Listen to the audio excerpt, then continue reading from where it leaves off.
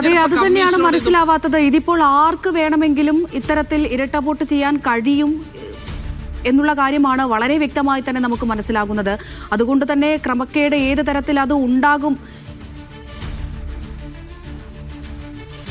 ശരി, Sajid തുടരൂ. സാജിദിലേക്ക് മടങ്ങിയെത്താം. Paul CPI നേതാവ് VS Sunilkumar telephone ലൈനിൽ ചേരുന്നുണ്ട്. ശ്രീ VS സുനിൽകുമാർ, ഇതിപ്പോൾ ഇന്നു മുതൽ എന്യൂമറേഷൻ ഫോമൊക്കെ പൂരിപ്പിച്ച് തുടങ്ങാനിരിക്കുകയാണ്. BLOമാർ വീട്ടിലേക്ക് എത്താനിരിക്കുകയാണ്. നമുക്കറിയാം, ഇടിയവണ്ട തന്നെ വാർത്തയുണ്ടായിരുന്നു, തൃശ്ശൂരിലൊക്കെ വലിയ തരത്തിലുള്ള ക്രമക്കേട് നടന്നിരുന്നു എന്നുള്ള കാര്യം നമ്മുടെ അന്വേഷണത്തിലൊക്കെ വ്യക്തമായതാണ്. പക്ഷേ അപ്പോഴും ഈ SIR കൊണ്ടുവരുമ്പോൾ ഇരട്ട വോട്ട് തടയാനൊന്നും യാതൊരുവിധ സംവിധാനവും ഒരുക്കിയിട്ടില്ല. ഇത് SIR എന്ന് പറയുന്ന സംവിധാനം തന്നെ ഈ വോട്ടർ പട്ടിക ക്രമീകരിച്ച് ശുദ്ധീകരിക്കുക എന്നൊക്കെയാണ് അവർ പറയുന്നതെങ്കിലും വാസ്തവത്തിൽ അതൊന്നുമല്ല ലക്ഷ്യം. ഇത് ഇലക്ട്രൽ റോൾ എന്ന് പറയുന്ന അടിസ്ഥാന ജനാധിപത്യത്തിന് അടിസ്ഥാന ഘടകത്തിന്മേൽ മാനിപ്പുലേഷൻ നടത്താനുള്ള തീവ്രശ്രമമാണ്. അല്ലാതെ ഇത് തീവ്ര വോട്ട് പരിഷ്കരണമൊന്നുമല്ല, റിവിഷനൊന്നുമല്ല. അത് തീവ്രമായ രീതിയിൽ നമ്മുടെ രാജ്യത്തെ ഇലക്ട്രൽ റോള് പൂർണ്ണമായിട്ടും അവരുടെ പരിധിയിൽ കൊണ്ടുവരാൻ വേണ്ടിയിട്ടുള്ള അവരുടെ രാഷ്ട്രീയ താല്പര്യത്തിനനുസരിച്ച് ജനാധിപത്യ സംവിധാനത്തെ തകരാറിലാക്കുന്ന ഒരു കാര്യം തന്നെ കേരളത്തിൽ ഇപ്പോൾ SIR നടപ്പാക്കാന്ന് പറഞ്ഞാൽ ഈ ആഴ്ചയിൽ ഇലക്ഷൻ പ്രഖ്യാപിക്കാൻ പോകുന്ന ഘട്ടത്തിൽ എല്ലാ രാഷ്ട്രീയ പാർട്ടികളും ഈ ഇലക്ഷന്റെ പ്രവർത്തനത്തിലേക്ക് പൂർണ്ണമായിട്ട് നീങ്ങുന്ന സമയത്ത് SIR പോലെയുള്ള രാഷ്ട്രീയ പാർട്ടികൾക്കാണല്ലോ ഈ വോട്ടർ പട്ടികയിൽ പേര് ചേർക്കുന്നതിൽ ഏറ്റവും പ്രധാനപ്പെട്ട പങ്കുവഹിക്കേണ്ട ജനാധിപത്യ പ്രക്രിയയിൽ പങ്കാളികളായിട്ടുള്ള രാഷ്ട്രീയ പാർട്ടികൾക്കാണ്. ആ രാഷ്ട്രീയ പാർട്ടികളും ഒരു താഴെത്തട്ട് വരെയുള്ള എല്ലാ പ്രവർത്തകന്മാരും ഒരു തെരഞ്ഞെടുപ്പിൽ നേരിട്ടുകൊണ്ടിരിക്കുന്ന സന്ദർഭത്തിൽ തന്നെ SIR നടപ്പാക്കാൻ വേണ്ടി തീരുമാനിച്ച് തന്നെ ദുരൂഹമായിട്ടുള്ള കാര്യമാണ്. അപ്പൊ അതുകൊണ്ട് SIRമായി ബന്ധപ്പെട്ടിട്ട് അവർ പറയുന്ന കാര്യങ്ങളൊന്നുമല്ല നടപ്പാക്കുന്നത്.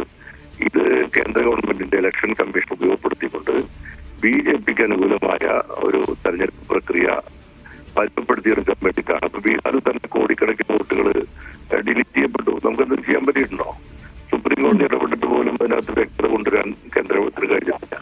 അപ്പൊ കേന്ദ്ര ഗവൺമെന്റ് നയിക്കുന്ന BJPയുടെ ലീഡർഷിപ്പിലുള്ള ഒരു ഇലക്ഷൻ കമ്മീഷൻ നമ്മുടെ രാജ്യത്ത് നടത്തുന്ന തെരഞ്ഞെടുപ്പിന്റെ മേൽ നടത്തിക്കൊണ്ടിരിക്കുന്ന അവരുടെ കൺട്രോൾ കൊണ്ടുവരാൻ വേണ്ടിയിട്ടുള്ള പ്രവർത്തനത്തിന്റെ ഭാഗമായിട്ടാണ് ഈ പറയുന്ന സ്പെഷ്യൽ ഇന്റൻസീവ് റിവിഷൻ എന്ന് പറയുന്ന പ്രത്യേകമായ പരിപാടി. അത് BJPയുടെ പ്രത്യേക പരിപാടിയാണ്, RSSന്റെ പ്രത്യേക പരിപാടിയാണ്. അല്ലാതെ ജനാധിപത്യ പ്രക്രിയയുടെ ഭാഗമാണെന്നൊന്നും പറയാൻ പറ്റില്ല. അതിന്റെ ഭാഗമായിട്ട് ഇരട്ടോട്ട് കണ്ടുപിടിക്കാനുള്ള ചോദ്യങ്ങൾ ഇരട്ടോട്ട് കണ്ടുപിടിക്കാതിരിക്കുന്നതല്ല എന്റെ പ്രശ്നം. ഇതിനേക്കാളുപരി ഇതിന്റെ അതൊക്കെ സാങ്കേതികമായ കാര്യം മാത്രമാണ്. ഇരട്ടോട്ടുണ്ടോ ഇല്ലയോ കണ്ടുപിടിക്കുക എന്നുള്ള സാങ്കേതികമായ തകരാറിന്റെ വിഷയത്തിലല്ല നമ്മുടെ തർക്കം. സാങ്കേതിക പ്രശ്നങ്ങൾ സാങ്കേതികമായി പരിഹരിക്കുക എന്നത് ഒരു രാഷ്ട്രീയമായിട്ടൊരു പോയിന്റ് ഉണ്ട്. അതിനകത്താണ് ഞങ്ങൾക്ക് തർക്കങ്ങളുള്ളത്. അവരുടെ രാഷ്ട്രീയ താല്പര്യമാണ്, ഇതിന്റെ പിന്നിലുള്ള ഇന്റൻഷൻ എന്താണ്, ഇത്തരം കാര്യങ്ങളിൽ ഉയർന്നു വന്നിട്ടുള്ള സംശയങ്ങൾ ദൂരീകരിക്കാൻ ആവശ്യമായ ഒന്നും തന്നെ സംസ്ഥാന കേന്ദ്ര ഗവൺമെന്റിനോ അല്ലെങ്കിൽ ഇലക്ഷൻ കമ്മീഷനോ കൊണ്ടുവരാൻ കഴിഞ്ഞിട്ടില്ല. അപ്പൊ ഇലക്ഷൻ കമ്മീഷൻ എന്ന് പറയുന്ന സംവിധാനം തന്നെ നിയമത്തിന് അതീതമായി പ്രവർത്തിക്കുന്ന ഒരു ബോഡിയായിട്ട് മാറിയിരിക്കുകയാണ്. ഇവിടെ അവരെന്ത് ക്രൈം ചെയ്താലും അവർക്ക് സംരക്ഷണം കൊടുക്കുന്ന നിയമ ഭേദഗതി അടക്കം കൊണ്ടുവന്ന് സംരക്ഷിക്കുന്ന ഒരു കമ്മീഷന്റെ പ്രവർത്തനത്തിന്റെ ഭാഗമാണ്. അല്ലെങ്കിൽ ഇപ്പൊ കേരളത്തിൽ ഇങ്ങനെ ചെയ്യാൻ പാടുണ്ടോ? ഇടതുപക്ഷ ഗവൺമെന്റ് ഭരിക്കുന്ന പ്രത്യേക സാമാന്യ ഇടതുപക്ഷത്തിനും കോൺഗ്രസിനും സാമാന്യന അത് തന്നെയാണ്. ഇത്തരത്തിലുള്ള പ്രശ്നങ്ങൾ നിരവധിയാണ് ഇപ്പോഴും എന്ന് തന്നെയാണ് മനസ്സിലാക്കുന്നത്. വളരെയധികം നന്ദി ശ്രീ VS സുനിൽകുമാർ പ്രതികരിച്ചതിന്. സാജിദ അജ്മൽ തുടരുന്നുണ്ട്. സാജിദ തന്നെ നേരത്തെ സൂചിപ്പിച്ചതുപോലെ വിവരസാങ്കേതിക വിദ്യയൊക്കെ ഇത്രയും പുരോഗമിച്ച് എത്തിയിരിക്കുകയാണ്, അതിന്റെ പീക്കിൽ നിൽക്കുന്ന ഒരു സമയമാണ് എന്നൊക്കെ നമുക്കറിയാം.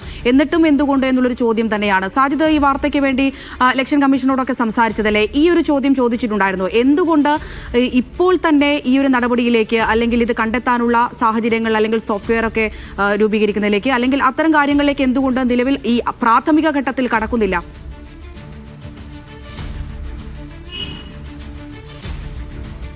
തീർച്ചയായും ഈ വിവരങ്ങൾ നമ്മൾ തെരഞ്ഞെടുപ്പ് കമ്മീഷനോട് ആരാഞ്ഞിരുന്നു. മുഖ്യ തെരഞ്ഞെടുപ്പ് ഓഫീസർ രക്തം കേൽക്കറുമായി സംസാരിച്ചിരുന്നു. അദ്ദേഹം പറയുന്നത് ഇങ്ങനെ ഇരട്ട വോട്ട് ബോധപൂർവം ചേർക്കുക എന്നുള്ളത് ജനപ്രാതിനിധ്യ നിയമപ്രകാരം കുറ്റകരമാണ്. അത് SIR വരുന്നതിന് മുൻപ് തന്നെ കുറ്റകരമാണ് എന്ന് എല്ലാവർക്കും അറിയുന്ന കാര്യമാണ്. പിന്നീട് അദ്ദേഹം പറയുന്നത് ഇങ്ങനെ വോട്ടർ പട്ടിക വന്നു കഴിഞ്ഞാൽ അതിൽ നിന്ന് AI സാങ്കേതിക വിദ്യ ഉപയോഗിച്ചുകൊണ്ട് ഇരട്ട വോട്ടുകൾ കണ്ടെത്താൻ കഴിയും, ആ സാങ്കേതിക വിദ്യ ആ സമയത്ത് ഉപയോഗിക്കും എന്നുള്ള എന്നുള്ളതാണ്. പക്ഷേ ഇത് ഈ വോട്ടർ പട്ടിക ശുദ്ധീകരിക്കുക എന്ന ലക്ഷ്യം വെച്ചുകൊണ്ട് നടത്തുന്ന ഇത്തരമൊരു സ്പെഷ്യൽ ഇൻറ്റൻസീവ് റിവിഷൻ എന്ന ഒരു ബൃഹത്തായ ഈ പദ്ധതിക്ക് അതിൻ്റെ തുടക്കത്തിൽ തന്നെ അത് ഈ ഇരട്ട വോട്ട് പിടിക്കുക, അത് എൻ്റർ ചെയ്യാൻ പോലും കഴിയാത്ത തരത്തിലുള്ള സംവിധാനം ഒരുക്കുക എന്നാണ് ചെയ്യേണ്ടത്. അതില്ലാത്തത് അത് അത്രമേൽ ഈ സാങ്കേതികമായ ഒരു കാര്യം തന്നെയല്ല. അത് നമുക്കെല്ലാവർക്കും അറിയാം. ഫോൺ നമ്പർ ഉപയോഗിച്ചുകൊണ്ട് ഈ പല കാര്യങ്ങൾ ഈ രീതിയിൽ എൻ്റർ ചെയ്യാറുണ്ട്. ഒരു പേരിൽ ഇപ്പോൾ അമൃതയുടെ പേരിൽ ഒരു മെയിൽ ID ഉണ്ടാക്കിയാൽ അതേ പേരും അതേ ഈ സ്പെഷ്യൽ ക്യാരക്ടറും കൊടുത്താൽ പിന്നീടൊരു മെയിൽ ID അതേ പേരിൽ ആർക്കും ഉണ്ടാക്കാൻ കഴിയില്ല. അത് നേരത്തെ തന്നെ ഉള്ളൊരു സാങ്കേതികതയാണ്. ഇപ്പോൾ ഈ എപ്പിക് നമ്പർ ഉപയോഗിച്ചുകൊണ്ട്, അതായത് ID കാർഡിൻ്റെ മുകളിലുള്ള എപ്പിക് നമ്പർ ഉപയോഗിച്ചുകൊണ്ട് ഒരു ലോക്കിംഗ് സിസ്റ്റം കൊണ്ടുവന്നു കഴിഞ്ഞാൽ അത് ഒരു തവണ എൻ്റർ ചെയ്ത് കഴിഞ്ഞാൽ പിന്നീട് ഒരിക്കലും എൻ്റർ ചെയ്യാൻ കഴിയാത്ത വിധം വളരെ സിമ്പിളായ കാര്യമാണ്. ഇപ്പോൾ സുനിൽ കുമാറാണ് നേരത്തെ നമ്മളോട് സംസാരിച്ചത്. സുനിൽ കുമാർ മത്സരിച്ച തൃശ്ശൂർ ലോക്സഭാ മണ്ഡലത്തിൽ വ്യാപകമായ കള്ളവോട്ട് നടന്നു, ഇരട്ട വോട്ട് നടന്നു എന്നുള്ള ആക്ഷേപം നിലനിൽക്കുന്നു. ഇനി ക്യാപിറ്റൽ വില്ലേജ് എന്ന തൃശ്ശൂർ നഗരത്തിലുള്ള ഒരു ഫ്ലാറ്റിൻ്റെ പേരിലാണ് നിരവധി വോട്ടുകളുള്ളത്. ഇനി BLOമാർ അവിടെ താമസിക്കാത്ത ആളുകൾക്ക് അവിടെ വോട്ടർ പട്ടികയിൽ പേരിലുണ്ട്. BLOമാർ സ്വാഭാവികമായും എന്യൂമറേഷൻ ഫോം കൊണ്ട് അങ്ങോട്ട് പോകേണ്ടി വരും. ഒരുപക്ഷെ ഈ മണ്ഡലത്തിലോ തൃശ്ശൂർ ജില്ലയിലോ അല്ലാതെ കൊല്ലത്തോ തിരുവനന്തപുരത്തോ കാസർഗോഡോ ഒക്കെ താമസിക്കുന്ന ആളുകൾക്ക് ഈ ഫ്ലാറ്റിൻ്റെ പേരിൽ വോട്ടുണ്ട്. അവരുടെ തിരുവനന്തപുരത്തുള്ള ആൾക്ക് അയാളുടെ വീട്ടിലെ BLO പോകും. അവർക്ക് തൃശ്ശൂർ വോട്ടുള്ള കാര്യം തൃശ്ശൂരിലെ ഈ തിരുവനന്തപുരത്തെ BLOക്ക് അറിയില്ല. സ്വാഭാവികമായും തൃശ്ശൂർ എൻ്റർ ചെയ്യും, തിരുവനന്തപുരത്തും എൻ്റർ ചെയ്യും എന്നുള്ളൊരു സാഹചര്യത്തിലേക്കാണ് പോകുന്നത്.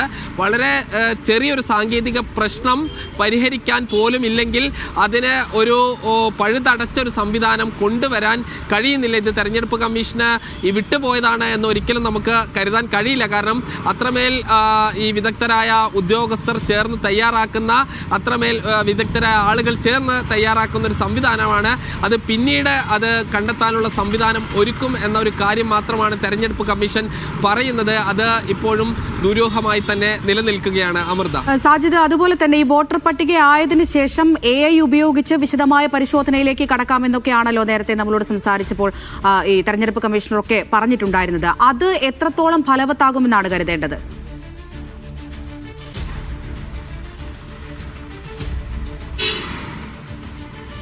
അത് സാങ്കേതികമായി എത്രത്തോളം കഴിയും, അത് എത്രത്തോളം ബലവത്തായി നടപ്പിലാക്കാൻ കഴിയുമെന്നുള്ളതെല്ലാം തന്നെ അത് ഒരു ടെക്നിക്കൽ എക്സ്പേർട്ട് കൂടി പറയേണ്ട കാര്യമാണ്. അതോടൊപ്പം തന്നെ ഇനി നിയമസഭാ തെരഞ്ഞെടുപ്പ് ഈ പടിവാതിൽക്കൽ എത്തി നിൽക്കുകയാണ്. തദ്ദേശ തെരഞ്ഞെടുപ്പ് കഴിഞ്ഞാൽ സ്വാഭാവികമായും നിയമസഭാ തെരഞ്ഞെടുപ്പാണ്. ഈ SIRന്റെ കരട് വരുന്നത് ഡിസംബർ 9-നാണ്. പിന്നീട് ഒരു മാസക്കാലം, അതായത് ജനുവരി 9-ാം തീയതി വരെ ഇത് ഹിയറിങ്ങിനുള്ള സമയമാണ്. ഈ ഹിയറിങ്ങും കഴിഞ്ഞ് പിന്നീട് ഒന്നുകൂടി പ്രസിദ്ധീകരിച്ച് അതിൻ്റെ ഫൈനൽ ലിസ്റ്റ് വരുമ്പോഴേക്ക് ഏതാണ്ട് ഈ തെരഞ്ഞെടുപ്പിൻ്റെ തൊട്ടടുത്തായിരിക്കും.